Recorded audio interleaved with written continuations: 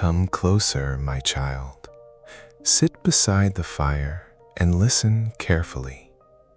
Tonight, I will tell you the story of a king who possessed everything a man could ever dream of. Gold filled his treasury. Thousands of soldiers obeyed his every command. His people once admired him, and neighboring kingdoms feared his name. Yet despite all his power, he lost everything.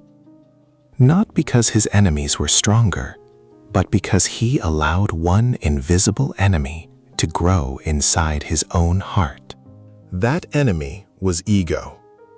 Long ago, there lived a king named Aldrin. From a young age, he was brave, disciplined, and determined. He trained harder than anyone else.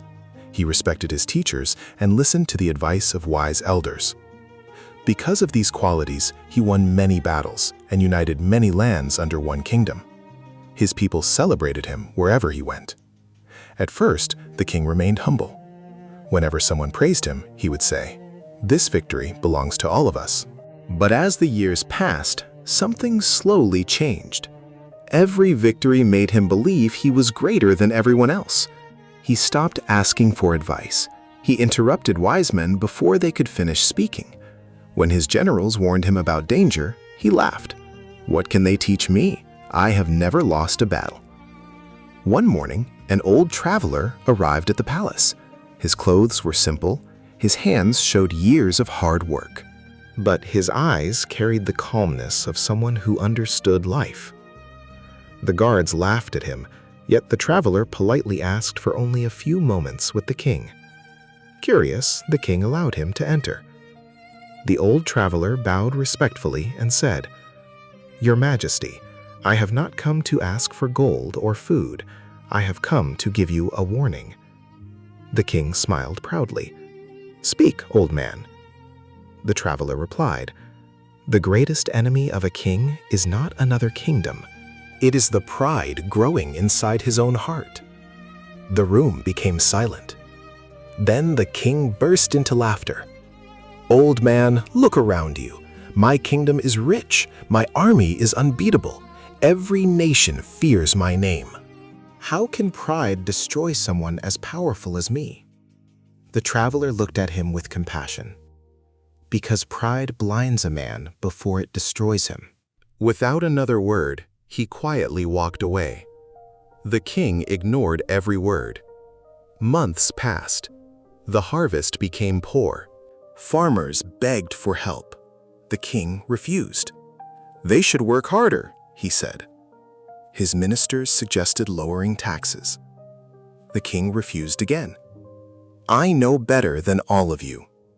Soon, the people became unhappy. The generals stopped speaking honestly because they feared the king's anger. Even his closest friends slowly left his side. Then, one winter morning, news arrived. A neighboring kingdom had gathered a massive army. The generals begged the king to prepare carefully. But once again he laughed. "Have you forgotten who I am?" The battle began. At first, everything seemed normal. Then, something unexpected happened.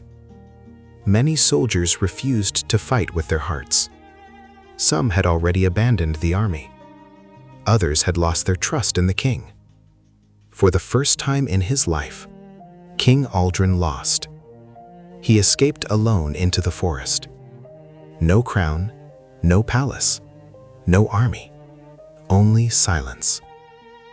Days later, hungry and exhausted, he sat beneath an old tree. There, he saw the same traveler. The old man sat beside him without anger. The king lowered his head. "You were right." The traveler smiled gently. "No enemy defeated you. Your pride did." Tears filled the king's eyes. For the first time in many years, he listened instead of speaking. He understood that strength without humility becomes weakness. Power without wisdom becomes destruction. Respect cannot be demanded. It must be earned every single day. The old man looked into the distance before finishing the story. Remember this, my child. A crown does not make a man great. Wealth does not make a man wise. True greatness belongs to the one who remains humble even after achieving everything. Final quote. The moment you believe you are above everyone else, that is the moment your greatest fall begins.